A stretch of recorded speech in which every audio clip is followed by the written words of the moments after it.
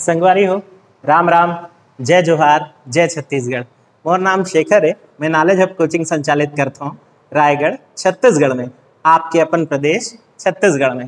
भैया आज 12 अगस्त है और 12 अगस्त के समाचार मैं आपके सामने लेकर के प्रस्तुत हुए हूँ। लेकिन समाचार शुरू करे ले पहले मोर 2 लाइन के एक संदेश है। छत्तीसगढ़िया में ही कबो भाई छत्तीसगढ़िया आदमी है तो भाई ऐसे है कि हम छत्तीसगढ़िया आदमी है ना, थोड़े खुशी मिलते ना तो एकदम भरथरा जाते हैं। अभी हमार समूह ला, हमारे चैनल ला आप मन सक्सेसफुल बना था। 2050 हो गए है अब सदस्य संख्या। मैं का कहूँ, खुशी में एकदम डबडबा गए हूँ और एकर खातिर आप सब जन ला हाथ जोड़ के धन्यवाद। अपन संगी साथी मन ला हमार वीडियो और शेयर करा ताकि हमार परिवार और बढ़े। ये खाली हमार परिवार नहीं है, आपके घलो परिवार है। तो हिंदी में आता हूँ और सीधा समाचार ले शुरू करता हूँ, नहीं लो ज़्यादा समय। हिंदी में आता हूँ और शुरू करता हूँ। तो आज समाचारों में जो बहुत प्रमुखता से रहा वो था सफ़ेद भालू देखे जाने का समाचार। अब सफ़ेद भालू देखा गया तो बड़ा समाचार तो होना ही था। कहाँ देखा गया ये ज़्यादा जरूरी है जानना। तो चिरमिरी क्षेत्र यानी जिला कोरिया का एक गांव है, डोमन हिल गांव, वहां पर ये देखा गया। कहते हैं यहाँ कटहल की काफी उपज होती है और भालू है कटहल की खुशबू से आकर्षित होकर के वहां पहुंचा हुआ था। किसी ग्रामीण ने देखा और वीडियो बना लिया और वायरल हो गया। इस तरह ये खबर वन विभाग तक पहुंच गई। अब इसके बारे में बहुत सारी बातें सामने आ रही हैं कि वो कैसे वहां तक पहुंचा होगा या क्या है। लेकिन आपको ये भी जानना चाहिए कि छत्तीसगढ़ में इससे पहले मरवाही वन मंडल के भीतर भी सफेद भालू देखे जाने की घटना चर्चा में रहती थी और ये काफी दिनों तक जीएस का हिस्सा बना था कि छत्तीसगढ़ के किस वन मंडल में सफेद भालू देखे जाते हैं। तो उसका उत्तर था मरवाही वन मंडल। और अब तो भाई चिरमिरी क्षेत्र में भी देखे गए, यानी हम सरगुजा वन मंडल के या सरगुजा वन परिक्षेत्र के या वन वृत्त के भीतर हम समाहित हो चुके हैं और सफेद भालू देख रहे हैं। अब सवाल यह है कि सफेद भालू यानी वो ध्रुवीय भालू तो नहीं आ गया, पोलर बियर? तो उसका उत्तर नहीं। तो फिर कौन सा भालू है? होता यह है कि भालू तो वही होता है भाई, सामान्य वाला काला भालू छत्तीसगढ़ में पाया जाता है और वही है। हमारे यहाँ प्रोजेक्ट जामवन भी चल रहा है। वैसे एक जानकारी और ले लीजिए, तो ये जो सफेद भालू है उसके सफेद दिखने का कारण जो है वो एक्चुअल में एक डिसऑर्डर है, एक बीमारी है, एक रोग है जिसको हम रंगहीनता रोग या एल्बिनिज्म कहते हैं अगर अंग्रेजी में देखें तो। अब इसमें क्या होता है, ये अनुवांशिक रोग है।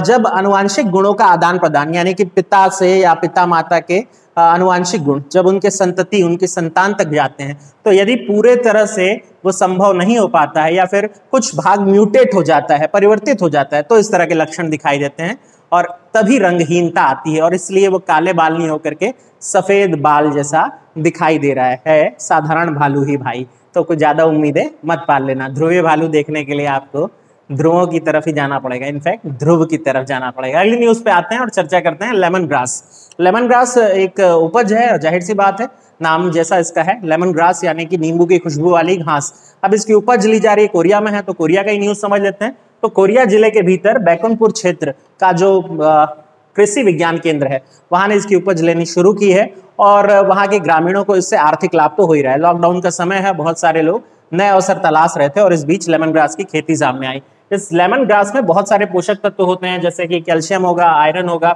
सोडियम होगा, जिंक होगा, विटामिन B6 जैसे जो तत्व हैं वो इसमें पाए जाते हैं। और ये जो है बहुत सारे डिसीज या जो रोग है उनमें बड़ा अच्छा माना जाता है। इसका प्रयोग सूप बनाने और काढ़ा बनाने और वही आयुर्वेदिक चाय वाय बनाने में होता है। और आयुर्वेद से याद आया कि इसको जो है आयुर्वेदिक स्तर पर बिक्री किए जाने की मांग भी की जा रही है ताकि आर्थिक लाभ और बढ़ सके। अगली न्यूज पर आते हैं। ये क्वेश्चन पूछ सकता है ना कि छत्तीसगढ़ में लेमन ग्रास की खेती, तो वही कोरिया बैकुंठपुर कृषि विज्ञान केंद्र। इसके बाद जो अगला है फ्लाईविंग एयरलाइन। फ्लाईविंग एयरलाइन छत्तीसगढ़ में संचालित होने वाली अब चौथी एयरलाइन बन जाएगी। अगर सब कुछ सही रहता तो 5वीं कहलाती, लेकिन चौथी क्यों बोल रहा हूँ ये पॉइंट याद रखें और फिर बाकी डिटेल समझेंगे। तो भाई ये जो एयरलाइन है हमारे पास फ्लाईविंग एयरलाइन, इंदौर में इसका हेडक्वार्टर है और ये अपनी उड़ान जो है वो रायपुर से भी संचालित करना चाह रही है। यानी इसका जो उड़ान का जो पाथ है या मार्ग है वो रायपुर, जगदलपुर और भोपाल के बीच बनाना चाह रही है। तो उसने जाहिर सी बात है यहाँ मांग की है, यानी स्वामी विवेकानंद राष्ट्रीय हवाई अड्डे में मांग की है कि वो संचालन करना चाहती है। स्वीकार हो जाने के बाद ये चौथी ऐसी विमानन कंपनी हो जाएगी जो छत्तीसगढ़ में अपनी सेवा देगी। अब चौथी इसलिए बोल रहा हूँ क्योंकि हमारे पास 3 ऑलरेडी है। जाहिर सी बात है एयर इंडिया तो होगा ही होगा भाई, वो तो सिंपल सी बात है। इसके अलावा हमारे यहाँ इंडिगो की फ्लाइट चलती है और विस्तारा एयरलाइन की फ्लाइट चलती है।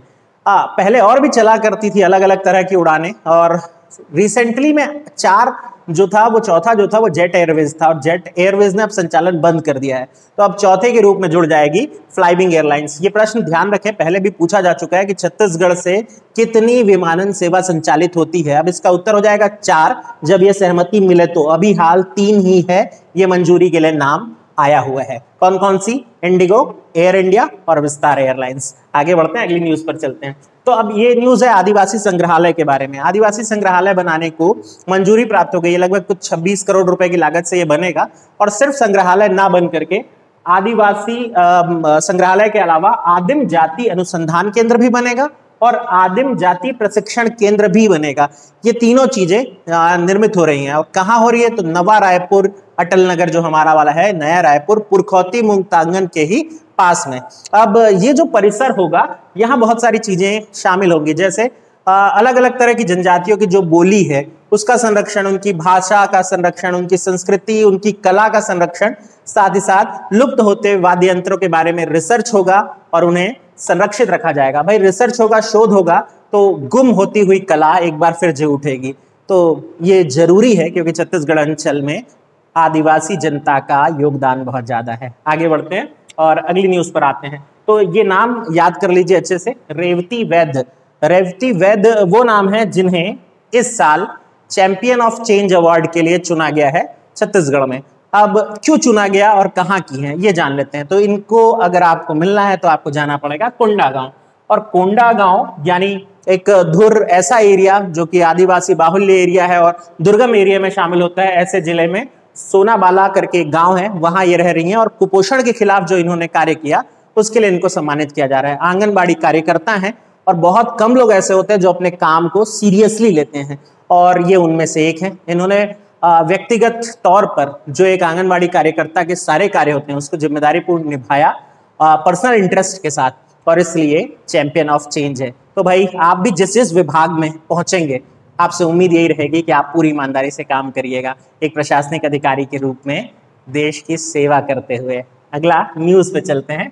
अब बात करेंगे रामपाल। तो मैं आपको इसके बारे में पहले भी बताऊं, लेकिन अब नए नए शोध और बाकी सारी कहानियां सामने आ रही है। तो एक कहानी और, तो रामपाल नाम की जो जगह है जो भगवान राम जी से जुड़ा हुआ स्थान है, और मैं आपको बताया था कि ये छत्तीसगढ़ का रामेश्वरम कहलाता है।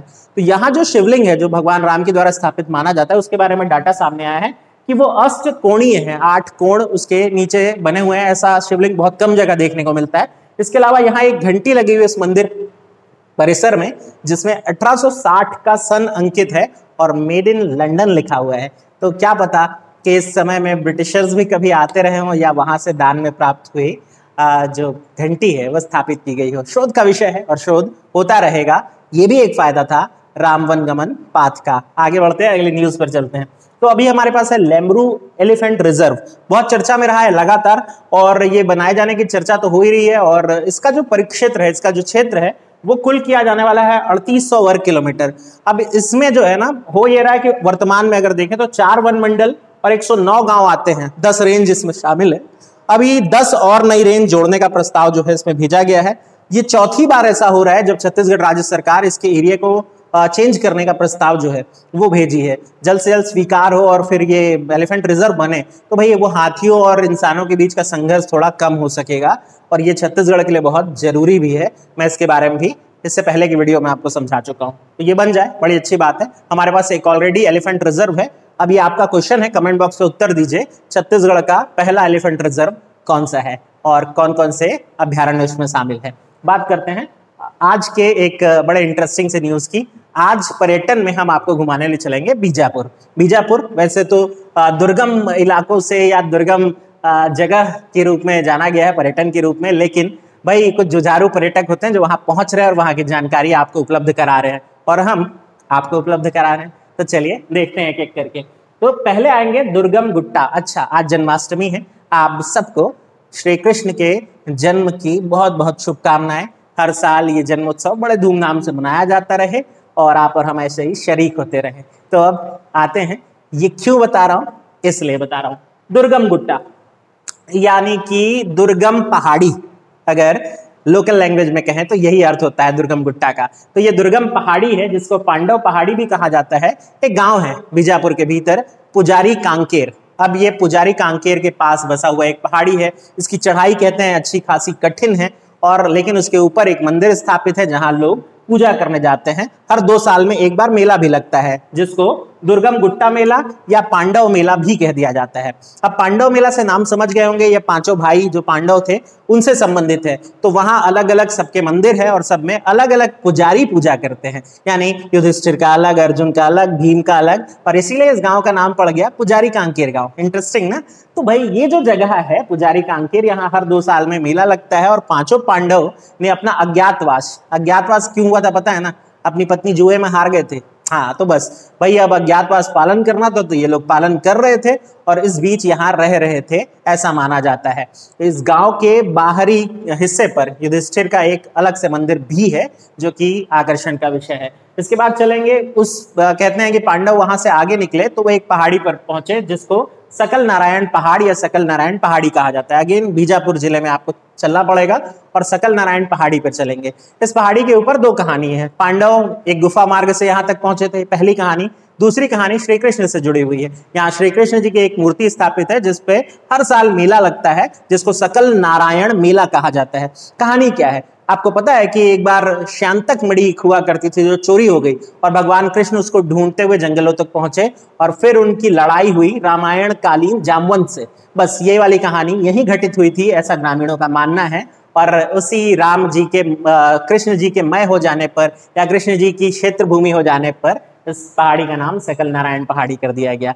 तो अगली जगह पर चलते हैं, नीलम सराई। अब नीलम सराई एक जलप्रपात है, हिंदी में कह दे तो नीला झरना हो जाता है। लेकिन एक चीज मैं स्पष्ट कर देना चाहूंगा, झरना और जलप्रपात 2 अलग अलग चीजें होती है।